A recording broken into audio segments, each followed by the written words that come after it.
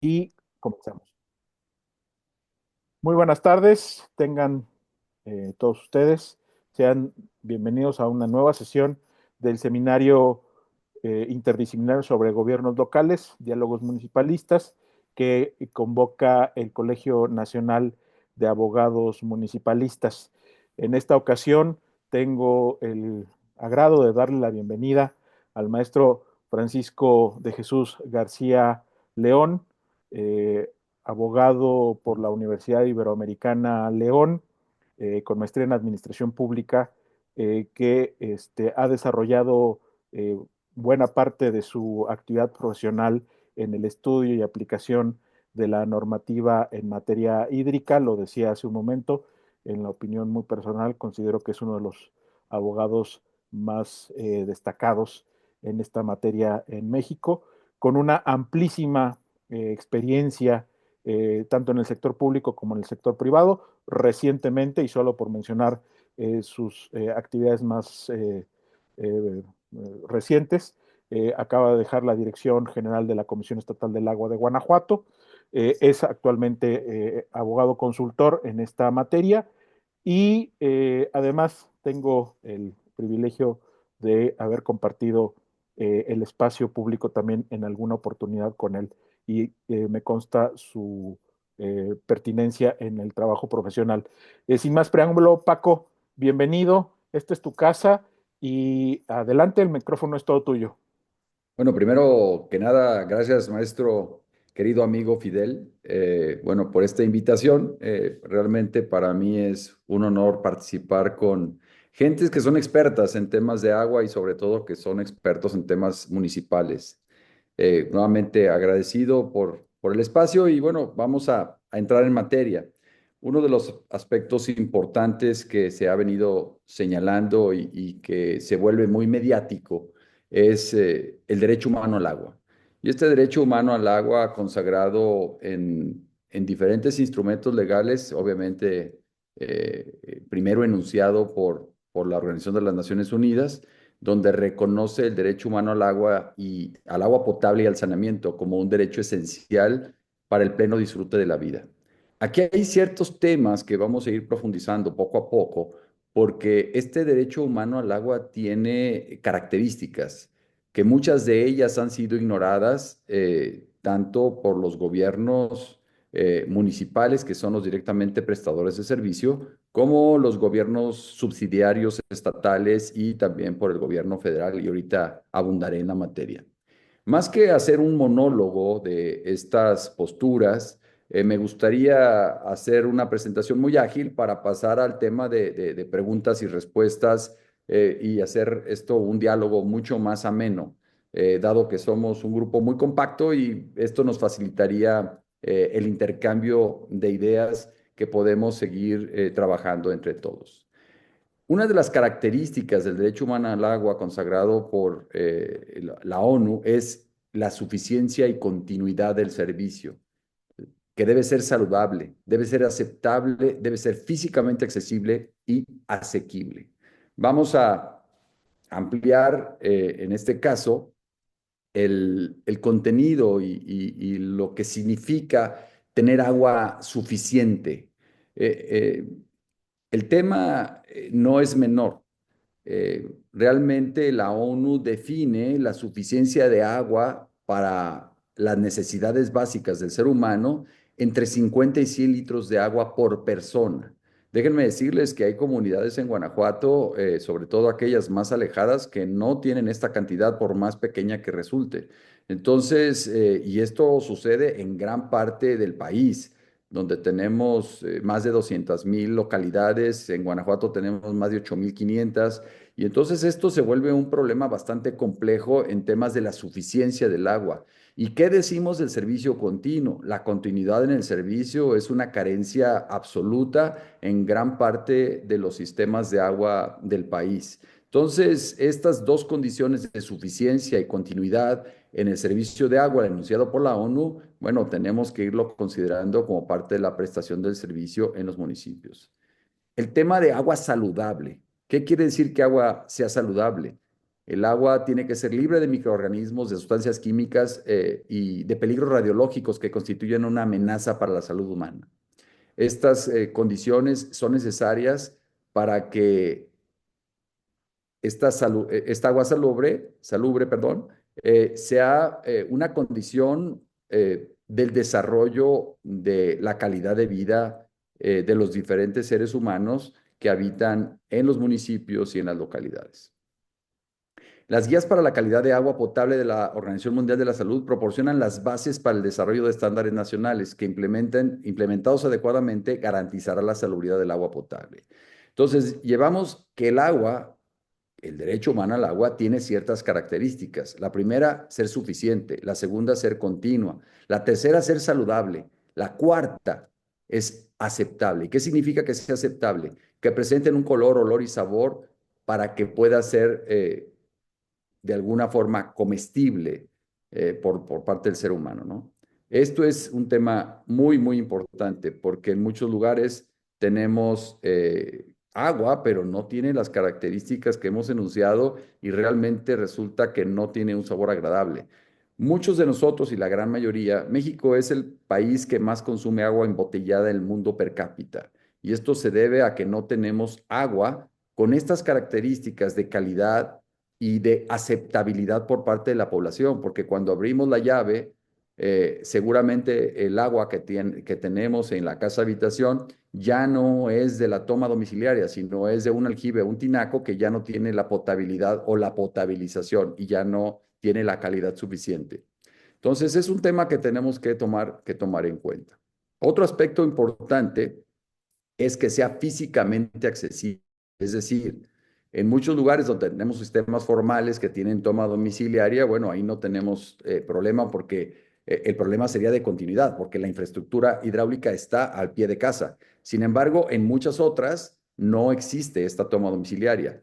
Y las características que también enuncia la ONU dice que la fuente tiene que ser físicamente accesible a menos de 1,000 metros del hogar y con un tiempo de traslado que no deberá superar los 30 minutos. Entonces, es un tema también de una característica del derecho humano al agua.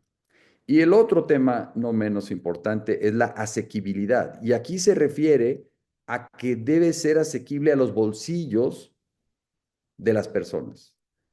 En este caso, la ONU señala a través del Programa de las Naciones Unidas para el Desarrollo, sugiere que el coste del agua no debe superar el 3% de los ingresos del hogar. Y esto, bueno, tendríamos que ver las características socioeconómicas de cada una de las diferentes poblaciones donde estamos prestando, donde se está prestando el servicio de agua. Pero tenemos poblaciones con una de las tarifas más altas de agua potable en el estado. Entonces, habrá que ver si cumplimos tan solo con estos enunciados del derecho humano al agua. Para continuar, este derecho humano al agua está enunciado también en la Constitución Política de los Estados Unidos Mexicanos en el artículo 4, ¿sí? Dice, toda persona tiene derecho al acceso, disposición y saneamiento del agua para consumo personal y doméstico en forma suficiente, salubre, aceptable y asequible. Aquí estas son 4 de las características que la ONU señala para el derecho humano al agua. Sin embargo, en la Constitución se obviaron 2 características. La primera, la continuidad en el servicio y la segunda, físicamente accesible. Entonces, veremos qué pasa con esto, porque realmente un tema que enunciamos y se oye muy bien, con bombo y platillo en diferentes lugares, resulta pues que no está tan bien regulado por la propia Constitución. Y es algo que debemos de tener en cuenta cuando hablamos del derecho humano al agua. ¿Cuáles son los alcances que este derecho humano al agua tiene? Si hasta aquí hay alguna pregunta, con confianza podemos entrar en un diálogo y más que el monólogo que en este momento estoy desarrollando, pudiéramos avanzar. Entonces, si hasta aquí hubiera algo, con mucho gusto podemos estar haciendo las pausas necesarias para poder entrar en este diálogo que estamos teniendo. Continuando con la presentación, ahora tenemos que desglosando este derecho humano al agua consagrado en el artículo 4 constitucional, enunciado en el artículo 4 constitucional, hablamos de la suficiencia y obviamente ya mencionaba yo que la suficiencia tiene que estar mínimo como entre los 50 y 100 litros de agua por persona por día. Pero no se habla nada de la continuidad, ¿sí?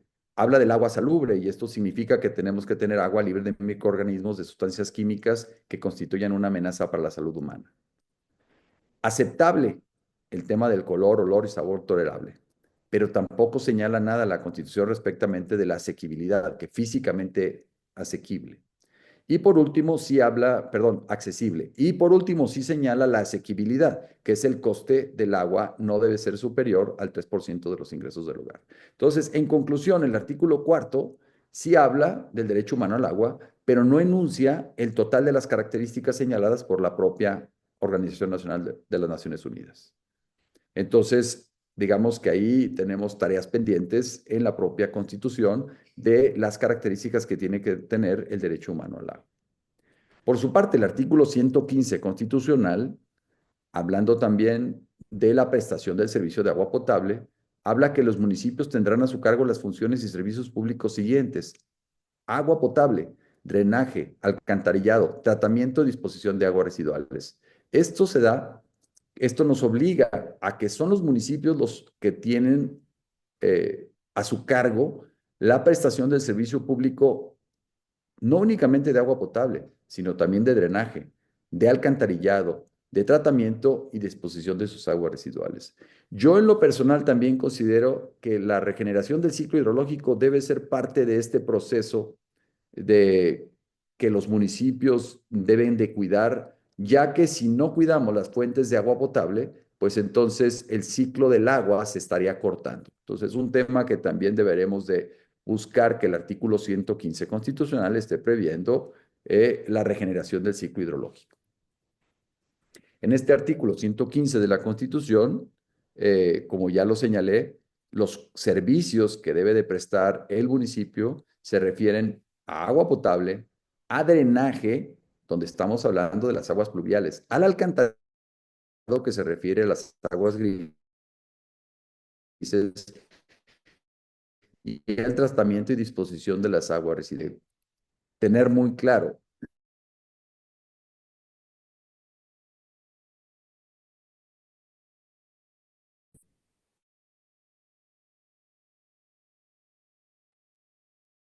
institucional. No sé si hasta aquí tengamos algún comentario. No. Continuamos. ¿Cuál es la misión del organismo operador? El organismo operador principalmente es aquella entidad eh, del gobierno municipal, es un organismo público descentralizado del gobierno municipal que puede prestar el servicio de agua potable, alcantarillado, saneamiento y disposición final de residuos. Recordemos que la prestación del servicio es responsabilidad del municipio y lo puede prestar a través de una dirección, ¿sí? De un cuerpo colegiado centralizado o descentralizado, que son como las dos figuras más socorridas.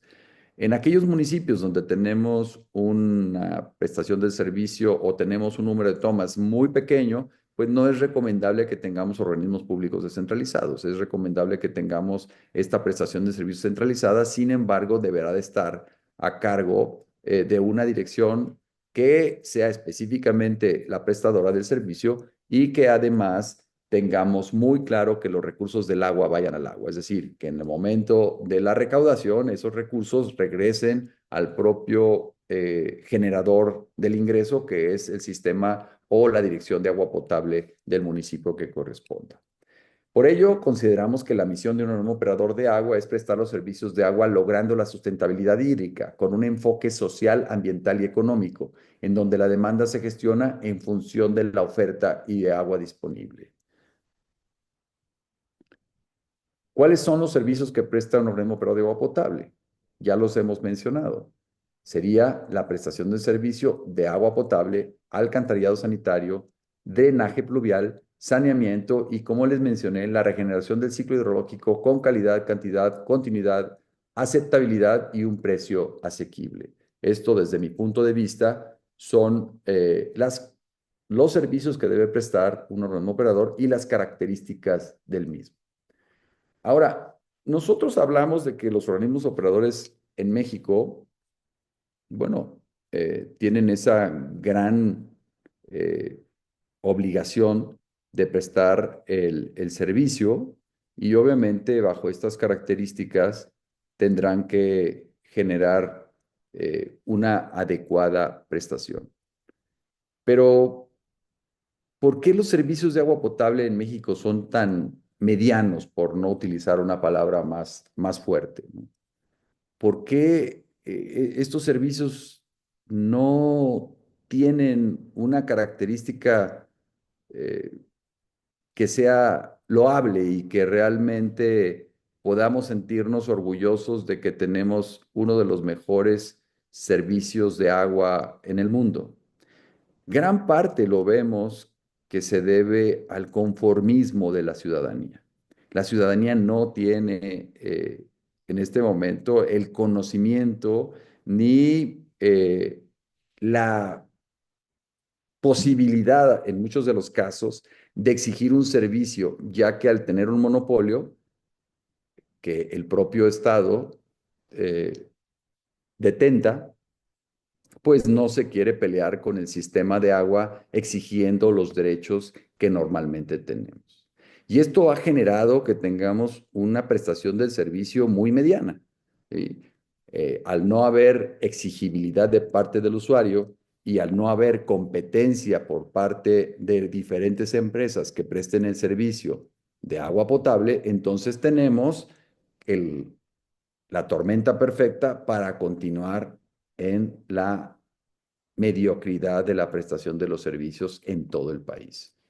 Habrá algunos sistemas de agua que destacan dentro de un sistema mediano, y esto no significa que sean organismos operadores de clase mundial, significa que en tierra de ciegos el tuerto es rey, significa que dentro de la medianidad hay quien tiene un pequeño eh, sobresalto. Sin embargo, no podemos cantar victoria porque hay algunas que tengan prestación del servicio un poquito superior a la medianidad. Yo creo que este es un tema de cultura, es un tema de cultura ciudadana que tenemos que desdoblar. Y tanto en este servicio como en otros servicios, no obstante que el servicio de agua potable existe y refleja una contraprestación, y como no lo es en el mayor de los casos en temas de alumbrado público, bueno, perdón, en el temas de recolección de basura, que debiera ser también una contraprestación, pero en este caso el agua tiene recursos económicos suficientes para poder ir mejorando la prestación del servicio. Es decir, los recursos del agua son suficientes para generar una mejor prestación del servicio y que también podamos exigir a quien presta este servicio ciertas condiciones en las cuales podamos ir mejorando.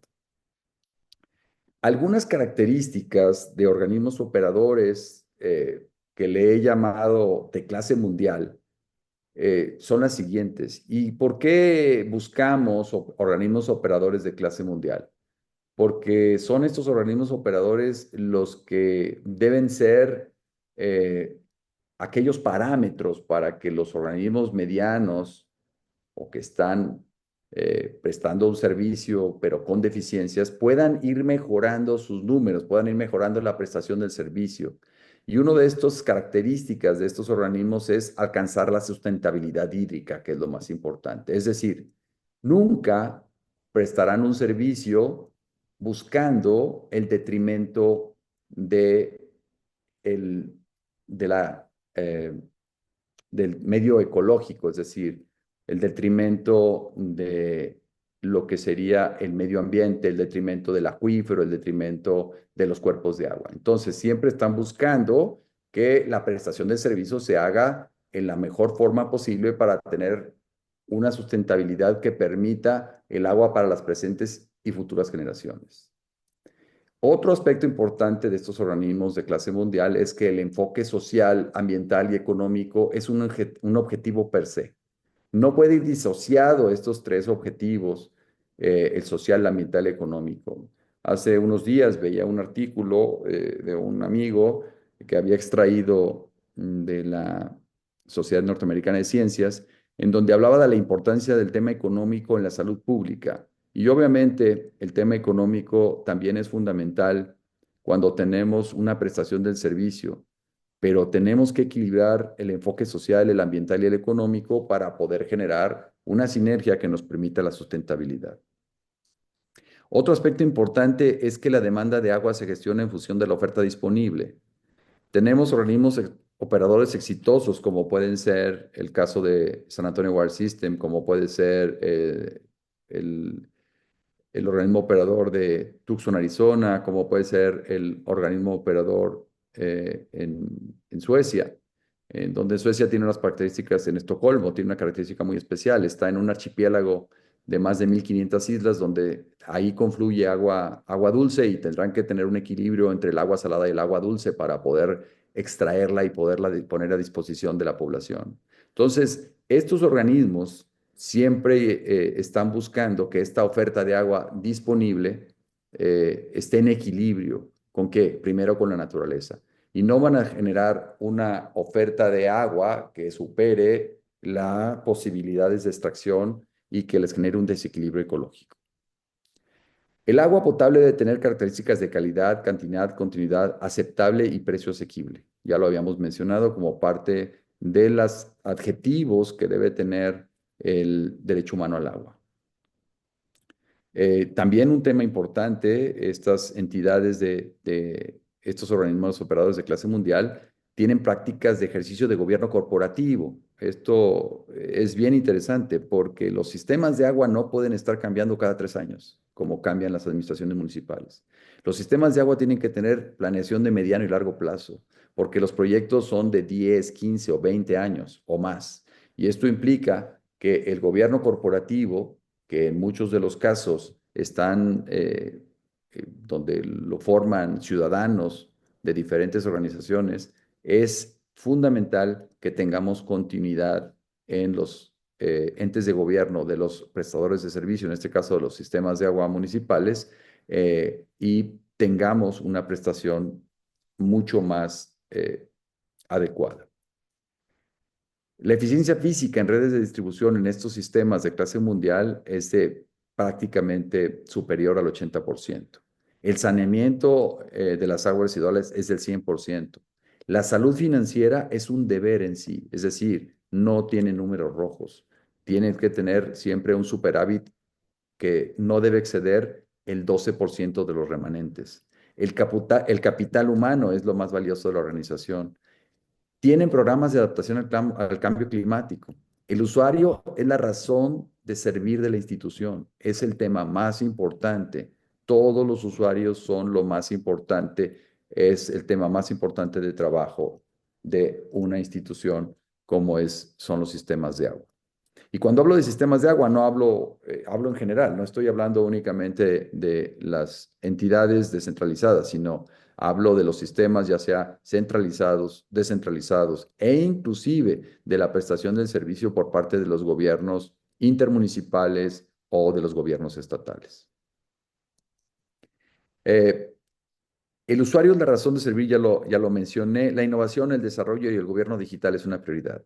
El tema de la tecnología no podemos obviarlo. La tecnología es un tema fundamental dentro de la actualización permanente de los sistemas de agua.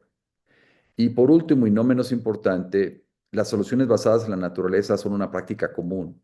Estas soluciones basadas en la naturaleza, en donde hablamos de la conservación de cuerpos de agua, de la conservación de cuencas, de la conservación de acuíferos, de las prácticas necesarias para que podamos tener la sustentabilidad hídrica. Por ello, los organismos operadores de clase mundial tienen que tener todos estos enfoques y estas alternativas que les permitan una eficiente prestación del servicio. Como ya lo mencioné, el organismo operador de clase mundial debe alcanzar la sustentabilidad hídrica con el enfoque social, ambiental y económico, en donde la demanda se gestiona en función de la oferta de agua disponible. Los organismos operadores deben caracterizarse por instrumentar el pensamiento sistémico para tener los mejores resultados. Es decir, la suma de las partes es más importante que lo individual. Como ya lo mencioné de manera con anticipación, con anterioridad, perdón, hemos diseñado una guía en donde podamos ubicar estos elementos comunes de los organismos operadores de clase mundial y dentro de ellos podemos hablar del primero, que sería la gobernanza. La gobernanza tiene que estar en permanente actualización. ¿Y qué se entiende por gobernanza? ¿Sí? ¿O qué entendemos dentro? No voy a explicar como tal la gobernanza, voy a explicar cuáles serían los alcances de la gobernanza en los sistemas de agua, en la prestación de los sistemas de agua. Desde que entendamos que los reglamentos de prestación de servicios deben estar en continua actualización, de acuerdo a las circunstancias que se viven. ¿Cuáles son las funciones del consejo directivo? ¿Quién gobierna y quién administra? ¿Sí? ¿Cuál es el plan de sustentabilidad hídrica? ¿Cuál es su manual de organización, manual de procedimientos, manuales técnicos, tableros de control? Y aquí, en esto, estamos hablando de una gobernanza que no es exclusivamente una ley o un reglamento, sino son aquellos instrumentos que permiten guiar la razón de ser de este organismo operador. El otro de los aspectos comunes a organismos operadores de clase mundial es la eficiencia. La eficiencia siempre es superior al 80%. ¿Sí? Esta eficiencia en la red de agua potable, pero la red de alcantarillado, tienes que tener red de alcantarillado sanitario al 100%. La red de drenaje pluvial también tiene que estar al 100%, ya sea, y aquí debe estar principalmente basada en condiciones naturales, es decir, buscar las acequias naturales de los ríos y arroyos, los cuerpos de agua, que de manera natural tienen las poblaciones para poder hacer su drenaje, en este caso, el drenaje pluvial. El tratamiento de las aguas residuales debe estar al 100%. La eficiencia electromecánica debe ser menor al 12% del gasto de operación. ¿Sí? Tenemos sistemas de agua con una alta ineficiencia en donde el 40% no del gasto de operación, del ingreso se va para el gasto de agua, perdón, de energía eléctrica. Entonces, esto nos está generando un desequilibrio. Por ahí leía yo un artículo de la Asociación Nacional de Entidades de Agua y Saneamiento de México, de la ANEAS, en donde hablaban de la necesidad urgente de tener una tarifa preferencial subsidiada para los sistemas de agua, lo cual en lo personal no estoy de acuerdo, porque eso sería seguir haciéndolos más ineficientes. Entonces necesitamos buscar más bien tecnologías verdes, tecnologías limpias, aumentar la eficiencia, pero no estar buscando subsidios en un tema toral como es el tema energético. La continuidad en el servicio de agua potable es fundamental en estos organismos de clase mundial. La dotación media es de 180 litros habitante día. El índice de reuso de aguas tratadas es de más del 50%. Este es un tema fundamental. Necesitamos también que los sistemas de agua reusen las aguas residuales tratadas para poder generar una oferta de agua mayor y alcance para el presente y futuras generaciones. ¿Y qué porcentaje se ha aplicado los modelos digitales en la operación de redes? El tema de la digitalización de redes es fundamental para poder mejorar una prestación del servicio. Ahora pasamos al tema de salud financiera. El tema de salud financiera es el tercer elemento común a los organismos operadores de clase mundial. La eficiencia comercial. Tenemos que la eficiencia comercial en los sistemas operadores de clase mundial anda arriba del 95%. Y esto es un tema importante. Tenemos nosotros en Guanajuato organismos operadores que andan arriba del 90-92% de eficiencia comercial, lo cual es muy, muy bueno. La red de alcantarillado sanitario tendrá que estar al 100%. La red de drenaje pluvial lo mencionaba al 100%, el tratamiento de aguas residuales al 100%. Perdón, aquí creo que tuve un colapso, pero bueno, ya. Y entonces tenemos que la salud financiera de un sistema de agua tiene que estar eh, en una situación donde genere remanentes. Y estos remanentes que son utilizados para la incremento de infraestructura para poder hacer inversiones de mediano y largo plazo y también estar subsidiando en algunos momentos algunas áreas rurales que no tienen en ese momento la suficiencia económica para poder hacer una prestación de servicio.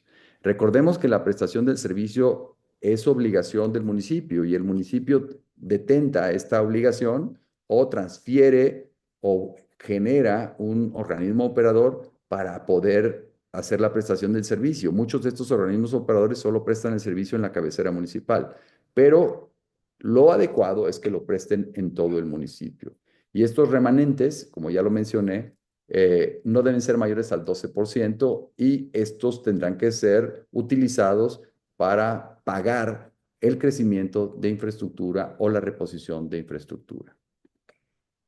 No sé si hasta aquí tengamos algún comentario. Parece que no. Bueno, continuamos. El tema del fortalecimiento continuo del capital humano.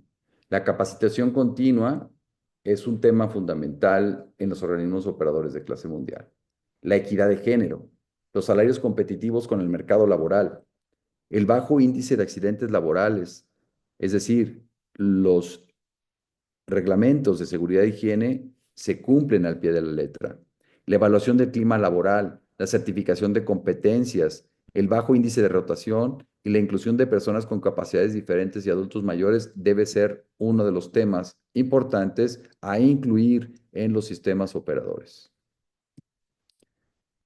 En temas de adaptación al cambio climático, que es otra de las características que ya hemos mencionado, es bajar las emisiones de carbono. Es decir, un tema importante, si aumento la eficiencia electromecánica, en automático voy a estar bajando las emisiones de carbono. Eliminar las emisiones de metano a través de las mismas plantas de tratamiento y generar biocombustible. Tratamiento de todas las aguas residuales urbanas y rurales. Otro aspecto de adaptación al cambio climático son las prácticas de conservación de suelo y agua, la reutilización de agua tratada, la reforestación y manejo de zonas de recarga, el promover la utilización de energías limpias y la procuración permanente de la sustentabilidad hídrica. Es decir, y ahorita quiero ser claro, ningún organismo operador en México tiene ninguna de estas directrices para poder adaptarse al cambio climático. Yo creo que la única que pudiera de alguna manera que han llevado a cabo es la eficiencia electromecánica, que de manera indirecta bajará las emisiones de carbono. Pero el compromiso de los sistemas de agua con el medio ambiente es absoluto porque tienen que regenerar el ciclo hidrológico y no se está haciendo como lo he venido mencionando y porque la propia Constitución no lo ha previsto como tal. El enfoque al usuario, es decir, la sociedad es lo más importante. El sistema de agua se debe a la prestación del servicio y a dar un servicio, como ya los mencioné, a la población. No es un negocio de unos cuantos, no es el negocio de la alcaldía, no es la caja chica de la alcaldía, ¿sí? Es una institución noble que debe prestar un servicio de agua potable y los otros elementos que ya mencioné a la población, con una dotación suficiente, continua, saludable, aceptable, asequible y económicamente asequible y económicamente viable, ¿sí? Entonces tenemos que tener que el usuario es lo más importante y no debemos de tener agua cara cuando no es necesario. Es decir, normalmente el agua o las tarifas de agua se autorizan cada año a través de la ley de ingresos de cada uno de los municipios que es presentada al Congreso del Estado y ellos tienen sus normas para poder estar actualizando, pero no hay ninguna contraprestación, es decir, no hay ninguna exigencia para que estos sistemas de agua se comprometan a mejorar la prestación del servicio, solo les incrementan de manera lineal, ¿sí? El costo o la tarifa de agua potable sin que a cambio haya una mejora en la prestación de los servicios. El tema de la innovación digital, este es otro de los elementos comunes a organismos operadores. La innovación digital, los gemelos digitales para la mejor prestación del servicio, la medición como herramienta climatológica, batimétrica y piezométrica, la innovación digital en el ciclo del agua, los dataloggers para la gestión de las redes de agua potable, alcantarillado y pluvial y el gobierno digital. Necesitamos la innovación digital para poder avanzar e ir mejorando y facilitar tanto la prestación del servicio como que el usuario pueda tener su servicio de agua potable y de manera mucho más ágil. Otro de los elementos comunes, organismos operadores de clase mundial, son las soluciones basadas en la naturaleza. Y aquí lo que estamos procurando es cuidar los ríos y cuerpos de agua, en general la biodiversidad, la conservación de cuencas y acuíferos, ¿sí? Construir ciudades verdes. Y esto nos lleva a tener planes de ordenamiento territoriales y ecológicos que permitan utilizar de mejor forma el suelo, las zonas de recarga, las zonas de escurrimiento, las zonas de reforestación, etcétera. Esto debe estar claro en un plan de ordenamiento territorial y ecológico que cada municipio tiene y que debe de poner en práctica. El otro tema importante es mantener vivos y regenerar los bosques y buscar tener ciudades esponja que retengan, que limpien y que infiltren el agua. En términos generales, esto es algo de lo que quería platicarles a efecto de que podamos tener una visión muy general de lo que es en realidad las obligaciones de los sistemas de agua en México. Ah, a mí me gustaría ahora entablar un diálogo con ustedes para ver qué opinan de esto, porque no deja de ser un punto de vista de un servidor respecto a la manera como debemos estar prestando los servicios. Y muchos de ellos están sustentados, o bueno, están sustentados directamente en las leyes, en los reglamentos, en la propia declaratoria de la ONU respecto al derecho humano al agua y no se han cumplido a cabalidad por parte de los municipios. Mi conclusión es que hay mucho trabajo por hacer en los municipios para la prestación de los servicios de agua potable, que estamos en pañales en la prestación de servicios de agua potable y que necesitamos mejorar de manera sensible, tanto en la parte de infraestructura como en la parte del entendimiento de lo que es una prestación de servicios de agua municipales. Muchas gracias, Paco, como siempre, eh, muy retadores tus planteamientos.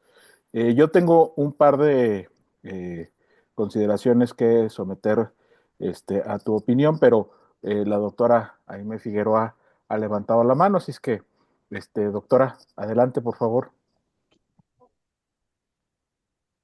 Hola, buenas tardes, ¿me escuchan? Sí, claro, buena tarde. Buenas tardes. Muchísimas gracias a Francisco García León por la exposición tan sintética de tantos temas y pues de esos comparativos entre los países desarrollados y nosotros. Yo tengo dos puntos que quisiera comentar y para que usted que tiene tanta experiencia desde el servicio profesional también pues me dijera. Eh, yo también ando investigando particularmente al CIAPA y es la vigilancia del gasto público sobre el agua.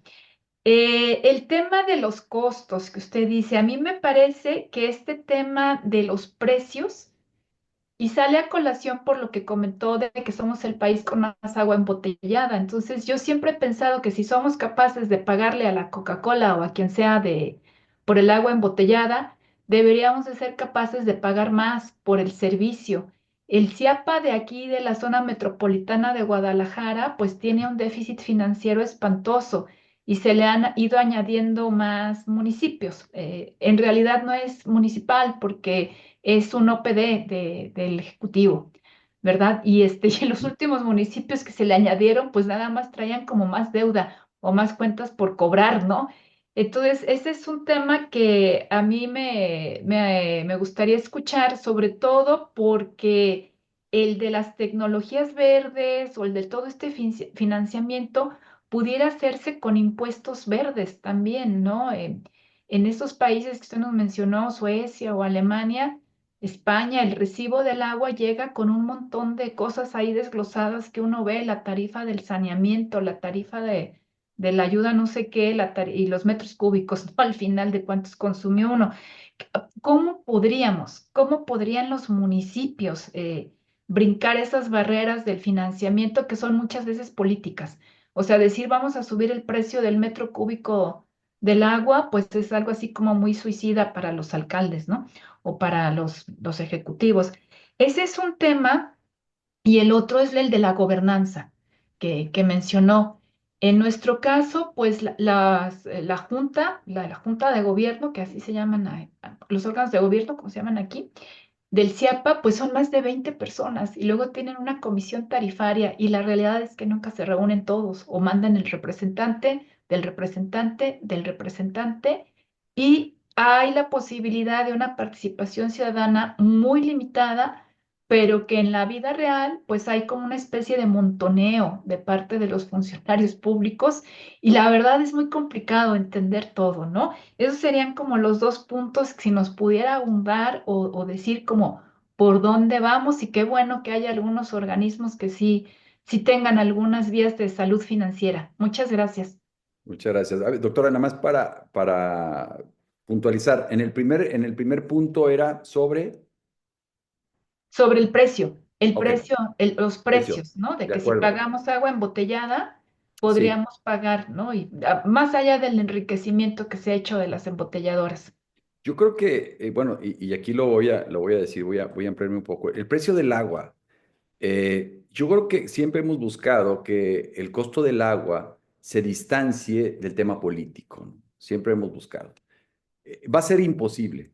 El agua es muy mediática y como servicio primario, realmente es muy sensible a la población. Pero yo creo que hemos cometido graves errores.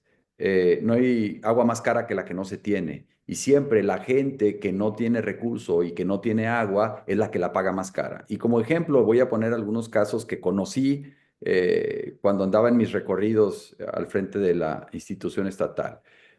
Directamente zonas habitacionales prácticamente en despoblado que tenían que primero rentar una camioneta para poder comprar barriles de agua y entonces un barril de agua le estaba costando 200 pesos. Estamos hablando de una cantidad estratosférica. Un barril de agua de 200 litros le está costando 200 pesos. Entonces ahí vemos el metro cúbico de agua les costaba 1,000 pesos. ¿Y quiénes las personas que siguen teniendo este gasto tan dispar? Pues son las que menos recursos tienen. Entonces creo que el tema del costo del agua tiene que analizarse muy bien y definir de qué estamos hablando. Aquí, uno de los temas que también me enfrenté es casualmente los sistemas de agua no hacen estudios tarifarios, no hacen análisis tarifarios, contratan la prestación a través de un tercero el estudio tarifario de algo que ellos deben de tener. ¿Quién mejor que el sistema de agua a definir sus gastos de operación y mantenimiento y costos básicos? Entonces, estamos contratando, ¿sí?, los partes fundamentales a terceros. Es un tema que hay que desarrollar. Y aquí es donde me voy a ir un poco también hacia arriba. Y no es echar culpa, simple y sencillamente que no está bien estructurado la prestación del servicio de agua en este país. Cuando hablamos de agua potable, y vemos cuál es la regulación general, es decir, cuál es la ley general de agua potable en este país. No existe. Tenemos una ley de aguas nacionales y dentro de la ley de aguas nacionales deberíamos de tener un apartado para la prestación del servicio de agua potable y ahí tendríamos que tener la estructura tarifaria que es necesario que cada municipio cumpla. No existe, ¿sí? Entonces, sí necesitamos una reforma legal en términos de tener una ley general de agua potable o, en su caso, que es mi propuesta, solo un apartado dentro de la Constitución, perdón, dentro de la Ley de Aguas Nacionales, que hablemos de la prestación del servicio de agua potable para suplir esta Ley General de Agua Potable, porque los organismos operadores están completamente libres, es decir, no tienen ataduras, no hay un orden legal que les obligue. Ni los estados lo tienen, ni los propios gobiernos federales. Entonces, sí necesitamos estructuras que permitan y que obliguen también a que los prestadores de servicios se sometan. Ya les decía yo en algunas características, díganme qué servicio, qué municipio tiene la continuidad del servicio 24/7. Díganme uno. Díganme un organismo operador en el país que tiene prestación de servicio 24/7 a la mancha, a toda la población. Ninguno. Es vergonzoso. Y quiero decirles que en el último sexenio la continuidad del servicio bajó del 60% al 40%. ¿Por qué? Porque se ha dejado de invertir. ¿En base a qué? A que no hay recursos. Pero estamos en un círculo vicioso. Por eso, oye, es que no están ingresando los recursos suficientes, pero no es porque no se pueda, es porque a veces las decisiones políticas privan sobre las decisiones económicas y a quien están afectando más es a la clase más vulnerable, porque entonces ya no puede extender la red de agua potable a la zona donde estaba la necesidad, ¿sí? Ahí inclusive, hablando del costo, tenemos que evaluarlo porque hay zonas donde el costo del agua es altísimo. No se diga cuando estamos hablando de zonas industriales, el costo del agua es altísimo. Y déjenme decirles que la industria en este país es la que viene soportando la inversión de agua potable. ¿Por qué? Porque son los únicos que pagan realmente el agua que utilizan. Entonces, estos 27 a 30 mil millones de pesos son los que se vienen dedicando para el agua potable, aunque nos digan que son 50,000. No es cierto. Son 27, 30 mil millones y son los que se dedican para todo el país para la prestación de servicio de agua potable.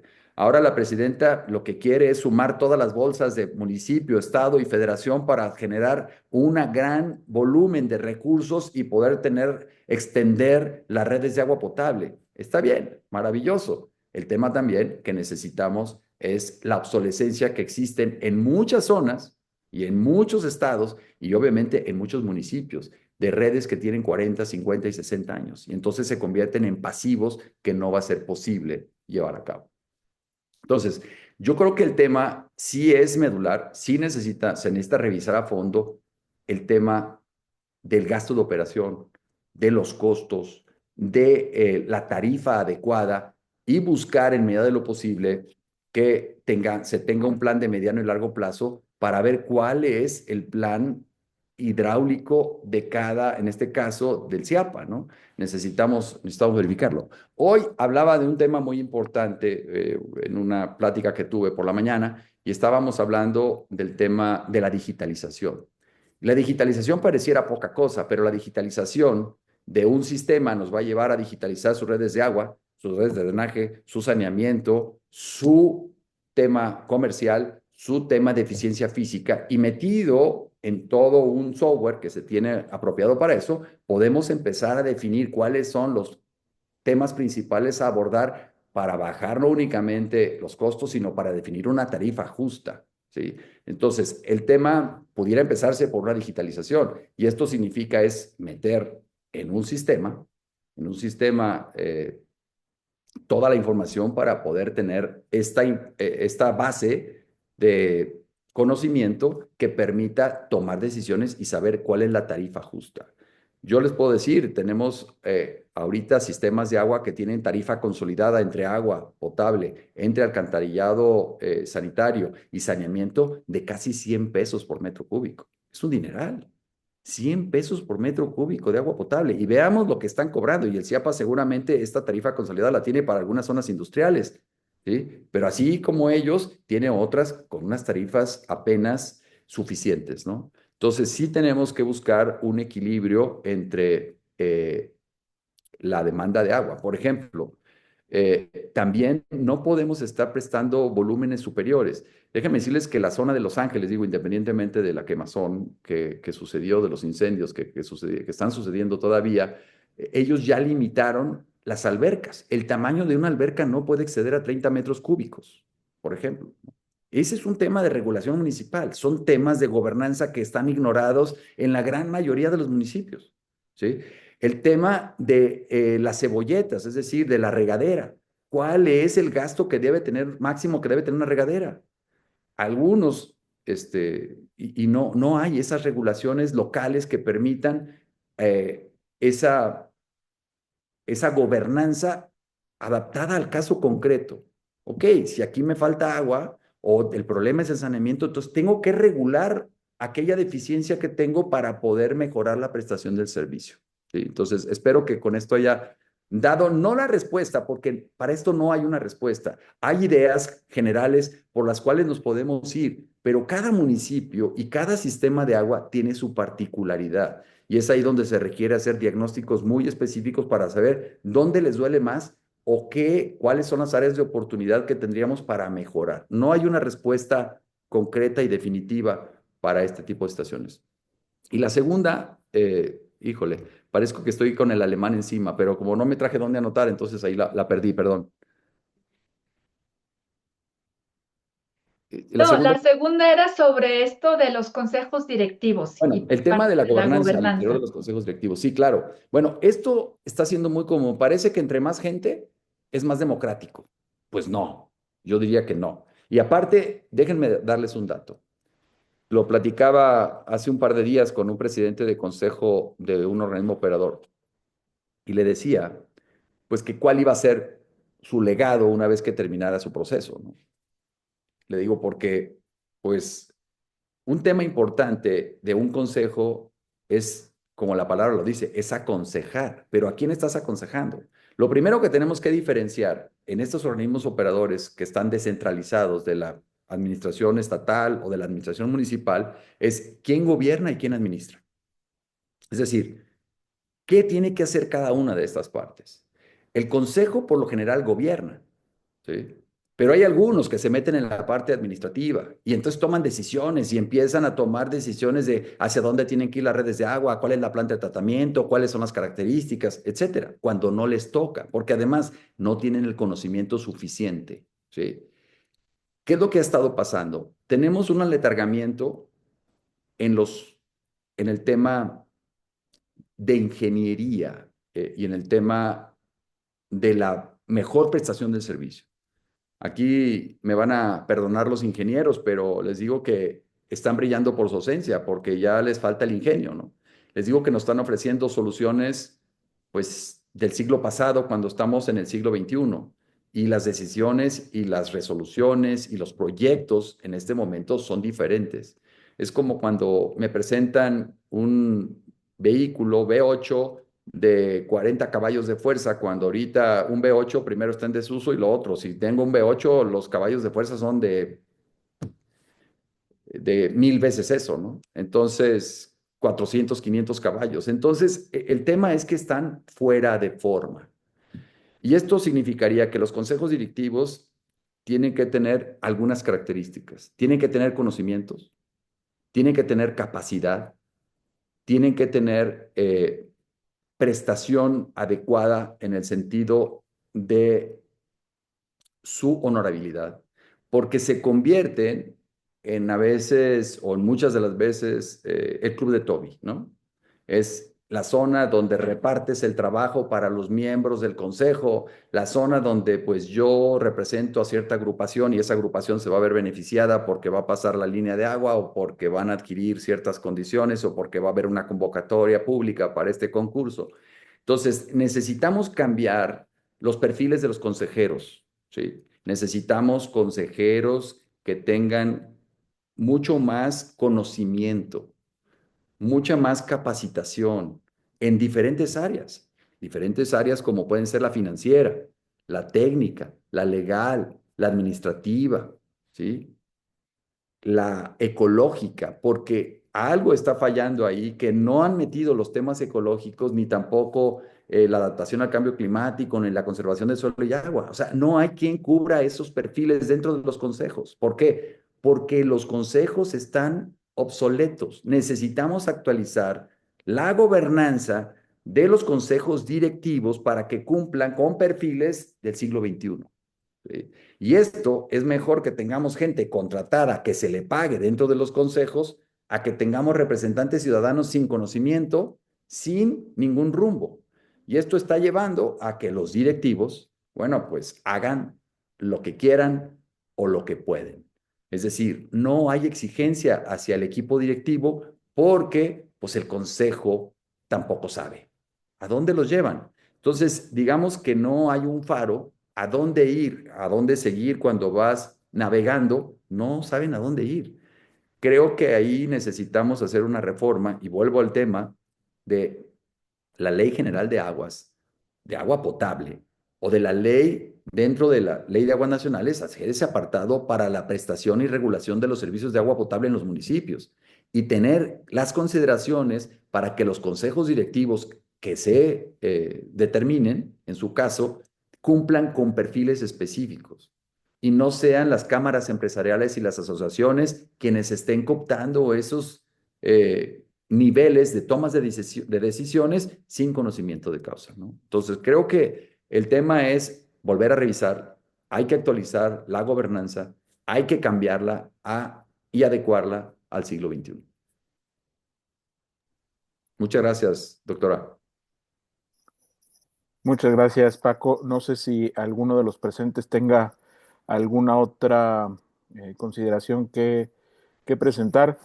Si no es así, Paco, yo quisiera aprovechar el uso de la voz para plantearte un par de temas.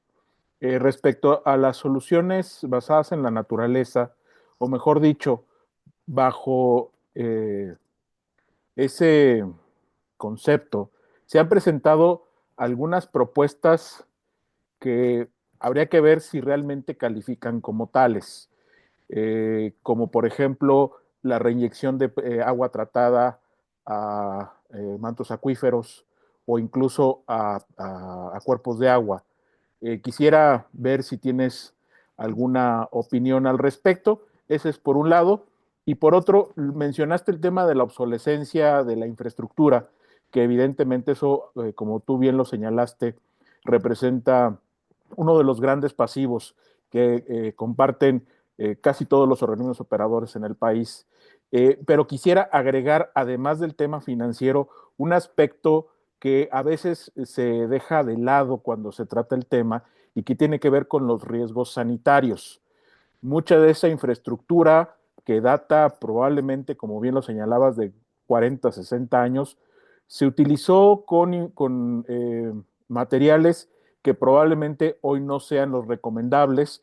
Todavía pudiera incluso haber algunas tuberías, digo, sobre todo los cascos históricos, Ujú, con plomo o con asbesto, y eso ujú. evidentemente adiciona una presión complementaria a la responsabilidad que tiene el organismo operador, tanto sanitaria como financieramente, en la necesidad de hacer esas sustituciones, además de los problemas típicos de la infraestructura por fugas y demás, ¿no? Entonces, son los dos temas que quisiera yo poner a tu consideración si tienes alguna opinión al respecto sobre estos dos. Claro, fíjate, respecto a la inyección de agua tratada, bueno, primero, el inyectar agua tratada al acuífero está regulada en una norma oficial mexicana muy estricta. Y bajo estas características, pues donde se pueda, se podría realizar, ¿sí? Digamos que yo lo aplaudiría. Sin embargo, el tema importante es que sí cumpla con las características señaladas en la norma, es decir, no puedes arriesgar el agua con buena calidad que pudiera estar en el acuífero con un agua que no cumpla las características necesarias para poderse infiltrar. Aquí lo veo, por ejemplo, en la zona del Bajío, es muy complicado porque el tipo de suelo no te permite hacer esa absorción, es decir, no tenemos esa permeabilidad inversa que pudiera darte esta posibilidad de recargar directo el acuífero, situaciones que en otras zonas del país, como la península de Yucatán, sí puede suceder. O esto es un tema habitual que están haciendo en la zona del condado de Lawrence, en la zona de Los Ángeles. Entonces, sí hay puntos donde realmente están tratando el agua, pero con una calidad excepcional. Es más, mucho mejor calidad que la que extraen del propio acuífero y la revierten al propio subsuelo. Y esto, bueno, pues ayuda de manera importante. Pero en el caso de la zona del Bajío, no lo veo factible. ¿Por qué? Porque no, los suelos no te lo permitirían. Ahora, de que se pueda hacer, sí, claro, y de que siempre y cuando se cumpla con la normatividad existente, que es muy estricta al respecto, ¿no? En temas de la infraestructura obsoleta, ese es un tema, y ahorita lo hablábamos, tenemos infraestructura todavía con asbesto, tuberías de asbesto, de agua potable con asbesto, que tenemos que cambiarlas a la brevedad y que se tiene que hacer una inversión importante. Y estos son pasivos ambientales que todavía tenemos de remanente para poder generar inversiones y cambios en temas de salud pública. Creo que es un tema que se tiene que enfrentar, que se tiene que abordar y que se tiene que resolver de inmediato. ¿Por qué? Porque sí son temas de salud pública. En algunos municipios, digamos, se ha venido trabajando de manera importante, sobre todo en los primeros cuadros de la ciudad, en las zonas más viejas y reponiendo estas tuberías, pero todavía tenemos algunos puntos, o conozco en algunos temas que todavía se tiene que trabajar al respecto.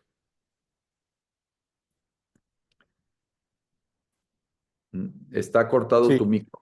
Perdón. gracias.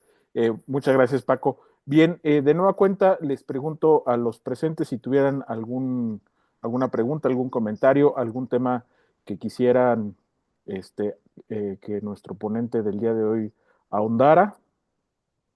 Este, pues, Paco, creo que Oye, lo que dime. pasa es que muchos de los que están aquí saben más que yo, por eso es difícil, ¿eh? O sea, a mí se me hace que nomás me están midiendo, ¿eh? Bueno, mira, creo que, digo, como dijo hace un momento la doctora Figueroa, has hecho una síntesis muy retadora de los escenarios que tenemos en el corto y mediano plazo en el servicio de agua potable. Héctor Castellanos, adelante, por favor. Mi pregunta derivaría de lo siguiente. Si bien en los cuadernillos de la Suprema Corte podemos ver como estas pautas en las cuales nosotros podríamos basarnos a poder hacer algún litigio podría decirse contra la autoridad en esta materia por algún incumplimiento en esta parte, digo, hablándolo desde la otra posición o más bien como autoridad, es decir, desde ambas partes. Mm, ¿Qué retos, bueno, al fin de cuentas, la, los gobiernos no están obligados a lo imposible? Igual hay ciertas carencias estructurales y económicas y financieras que no les permiten dar cumplimiento a cabalidad, pero pues hay sentencias que han terminado obligando a los municipios poniendo algunos hidrantes o garantizando de alguna u otra manera o evitar cortar el tema del suministro que pudiese ser alguna otra consideración. Entonces, ese es mi reto. ¿Cuáles serían como a futuro pues los avances que se podían tener? Derivado de que la misma Suprema Corte ha habido muchos avances en derecho humano, lo que ellos autodenominan derechos de la naturaleza, pues pues abordaje del derecho humano de no, pues de ir incrementando principalmente, pues veo el reto para dar cumplimiento desde la postura de los gobiernos principalmente. ¿Cuál es el reto que nos enfrentamos ante pues algún litigio estratégico que se pudiera hacer en algún municipio? Gracias.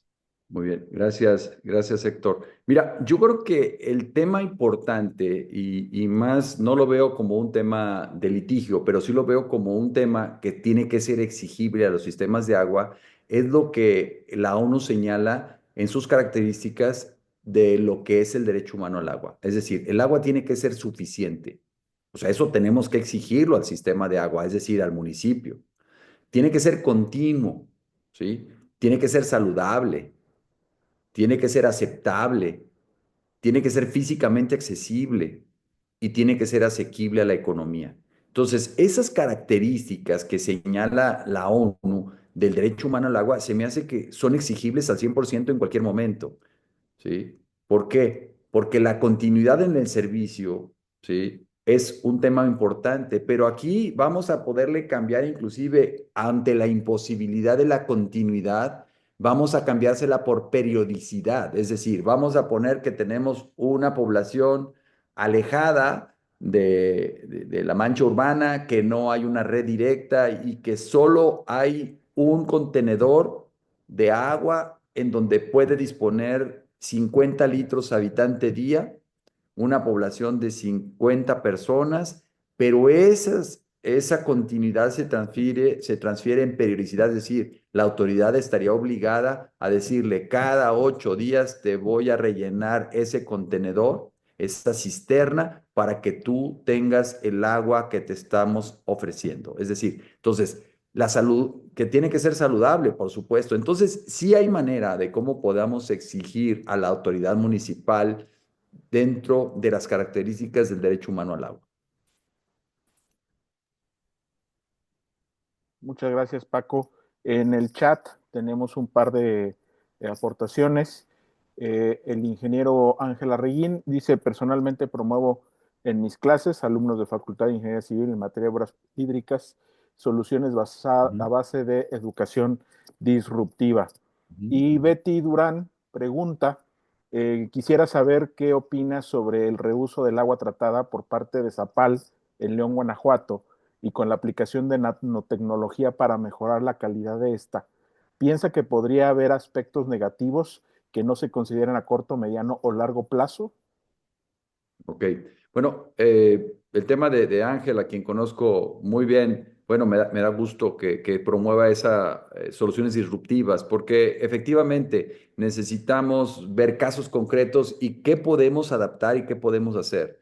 En la zona sur, por ejemplo, hemos estado en Acámbaro, donde tienes tanta belleza natural y tantas fuentes de agua que todavía son manantiales, que hay que buscar la manera cómo podemos mantenerlos. Y esto, soluciones basadas en la naturaleza, es seguir generando ese ciclo del agua, ¿no? En el sitio correcto, es decir, en la zona donde tenemos el manantial, poder seguir alimentando ese manantial a través de la reforestación, de la regeneración de suelo, de la captación de las ciudades esponja, en todos estos temas que tú también, Fidel, conoces muy bien por la naturaleza de tus funciones pasadas y presentes. Entonces, este tema lo compartes plenamente porque siempre has sido amante del medio ambiente.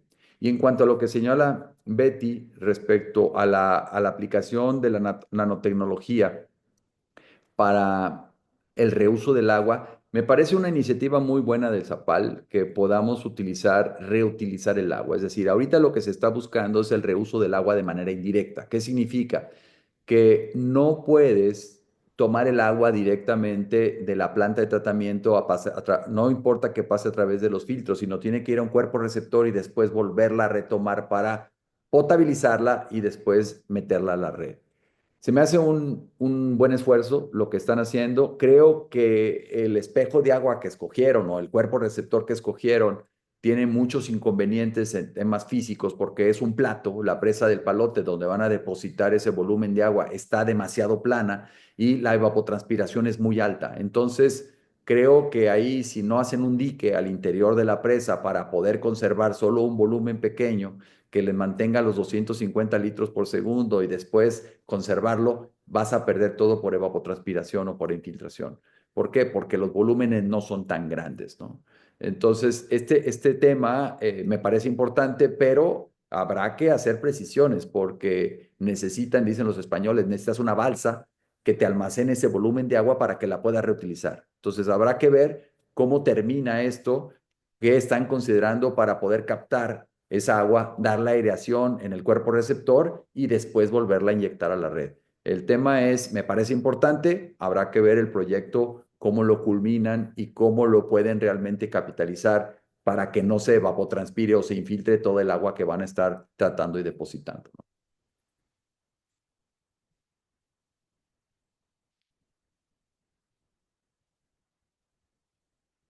Entonces, hay otra pregunta en el chat por parte de Álvaro Rodríguez. Quisiera que nos expusiera su visión sobre el servicio en las zonas rurales. Ya escuchamos el enorme reto que implica el servicio en las zonas urbanas y los gobiernos locales deben darle también su importancia al abastecimiento en zonas rurales como prioridad. Bueno, te diré, a mí en lo personal, donde más satisfacción me daba cuando estuve de servidor público es el trabajo en las zonas rurales. Y creo que es una deuda pendiente de los gobiernos municipales, y de manera solidaria de los gobiernos estatales en el país.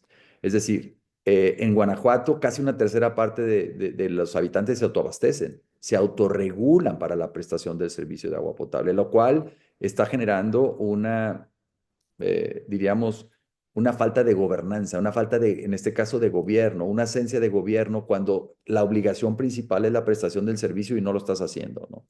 Entonces hay un vacío de poder en temas de agua muy importante. Y yo creo que aquí el trabajo que se está haciendo y en particular, bueno, me tocaba hacerlo y Álvaro era uno de las gentes más comprometidas para hacer estos trabajos en la propia comisión, es fundamental seguir fortaleciendo las capacidades institucionales de los gobiernos locales, en este caso del gobierno municipal, para que a su vez estos fortalezcan las capacidades de las localidades. Con más de 8,000 localidades en Guanajuato, es imposible que una autoridad estatal pueda apoyar de manera puntual a las localidades. Entonces, tiene que ser a través de los municipios, el fortalecimiento municipal y estos, a su vez, el fortalecimiento de las localidades para poder generar una mejor prestación del servicio. Y es ahí donde la subsidiariedad de las tarifas y es ahí donde la subsidiariedad de los remanentes que yo explicaba en los recursos de agua. Algo que habrá que comentarle a la doctora, por ejemplo, es que en Guanajuato tenemos organismos operadores de los 46, 12, al menos 10 organismos de estos tienen remanente y muchos de ellos arriba del 10% de sus ingresos. Voy a poner el caso. Algunos tienen remanentes hasta del 20% anual.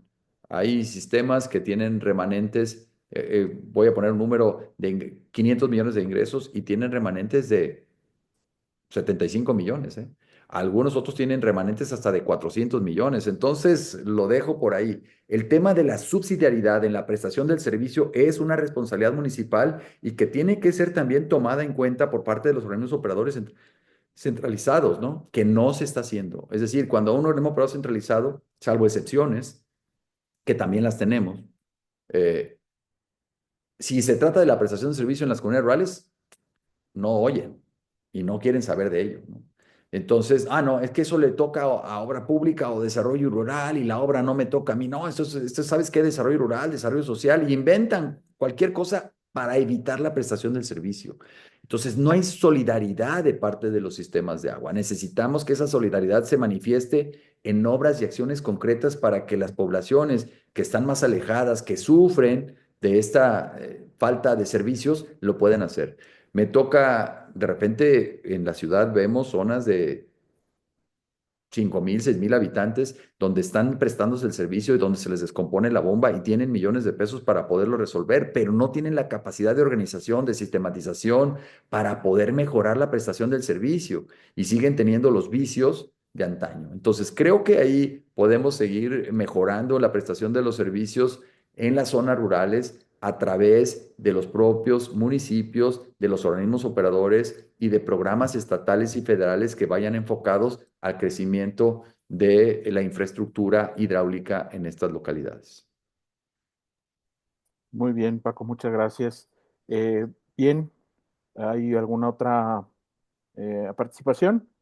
Si no es el caso, Paco, nos gustaría escuchar tus conclusiones. Como bien lo dijo la doctora Figueroa, ha sido un abanico muy amplio de retos frente al servicio público de agua potable y saneamiento, pero no sé si quisieras concluir con algunas reflexiones al respecto. Voy a tomar una palabra que señaló Ángel en su mensaje y es el tema disruptivo. Eh, yo me he caracterizado por ser un ente disruptivo en términos de la prestación de servicio de agua potable. Y es algo que para nosotros puede ser disruptivo, pero para los países desarrollados no es disruptivo, ¿sí? Esto es la actualidad. Entonces, traemos 20 o 30 años de retraso en la prestación del servicio de agua potable, ¿sí? Y esto necesitamos actualizarnos. No son situaciones etéreas o son eh, cuestiones de ilusiones los que estoy planteando. Son temas actuales, son temas que se vienen desarrollando en los países económicamente más desarrollados, como lo hemos venido diciendo. Hoy señalaba la presidenta a través de su Plan México que vamos a estar entre las 10 economías más grandes del mundo, ¿no? Y somos la 12. Pero ¿qué pasa con la prestación de los servicios de agua potable? Algo tan básico. Veamos esto, algo tan básico y no lo tenemos cubierto. Entonces, esa polaridad de este país es la que nos ha llevado a generar todas estas anarquías, todo este descontento, toda esta inseguridad, todo este desequilibrio económico.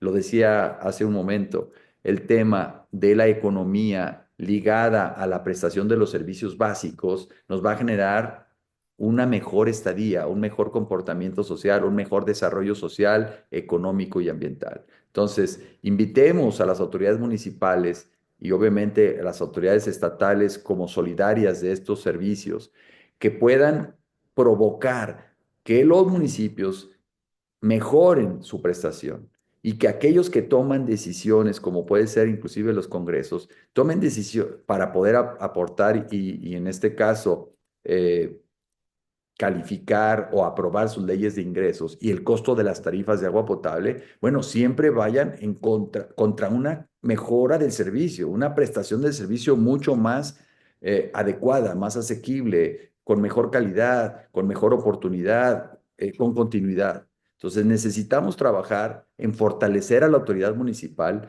Por eso, Fidel, el Colegio Nacional de Abogados Municipalistas es muy importante. Me tocaba de repente estar con Beto Cifuentes ahí en algunos temas y el fortalecimiento de las capacidades municipales se ha olvidado a los estados y a la federación. Necesitamos volver a retomar todos esos institutos del fortalecimiento municipal, donde se toman las decisiones, donde se tienen las respuestas a las solicitudes inmediatas de la población. Entonces, sí necesitamos que estas instituciones municipales sigan fortaleciéndose y que todo el andamiaje estatal y federal vaya en ese sentido del fortalecimiento de la autoridad municipal, pero sobre todo de la prestación de los servicios, de las capacidades y de una mejora en la prestación de los servicios públicos.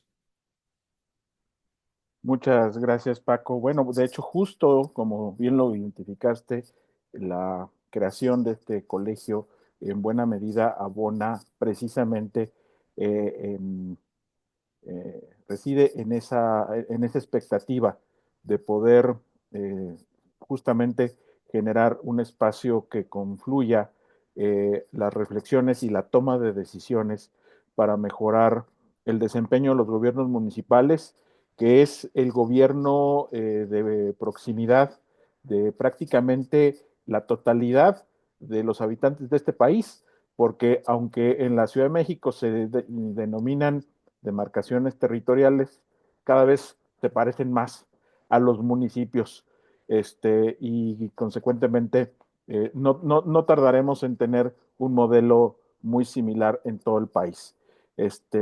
Paco, de nueva cuenta, muchas gracias. Siempre es un gusto saludarte, escucharte, abrevar de tu experiencia y bueno, ya nada más de parte del Colegio Nacional de Abogados Municipalistas, me corresponde otorgar este reconocimiento que te haré llegar en su oportunidad para dar cuenta de tu participación en esta sesión.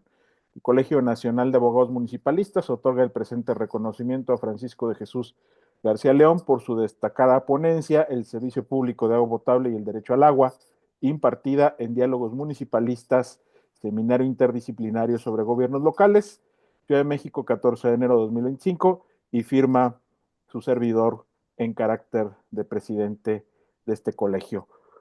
Paco, de nueva cuenta, muchas gracias por tu participación.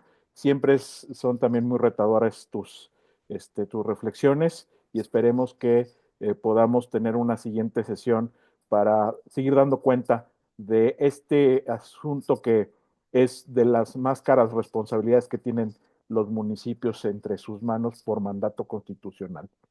Y adelante, Paco. Sí, no, nada más agradecerles a todos su paciencia y su disposición al diálogo. Y obviamente que seguimos a la orden. Voy a poner aquí en el chat mi correo electrónico por alguien que le interese estar en contacto con un servidor y que podamos dialogar, porque esto pues no tiene fin.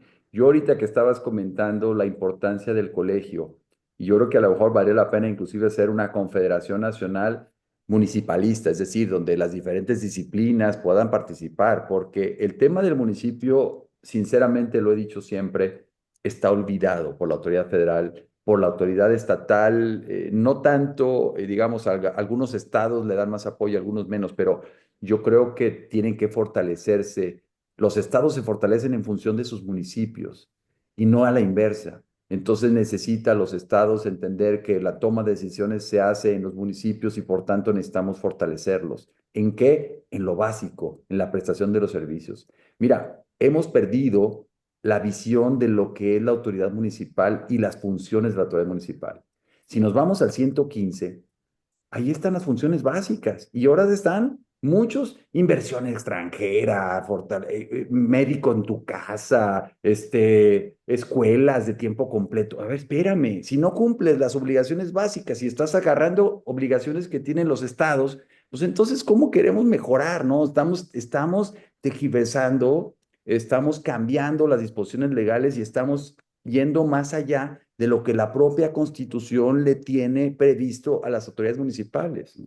Entonces, yo creo que me da gusto que sigas en esta vega de eternidad trabajando por el municipalismo y bueno, sabemos que es un tema que los que hemos estado en los municipios, los momentos de verdad se presentan segundo a segundo, ¿eh?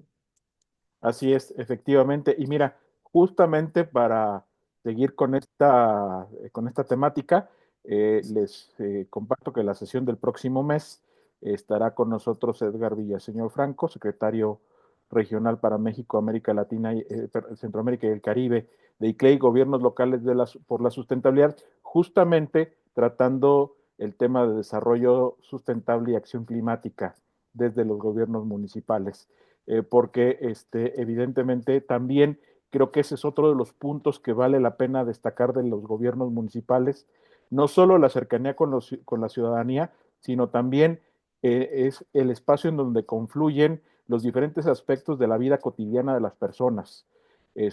Y que en sus manos, como tú bien lo señalaste, Paco, está nada más la gestión de la calidad de vida de los individuos que residimos en cada uno de los municipios. Entonces, la responsabilidad es alta, y la temática consecuentemente es muy variada.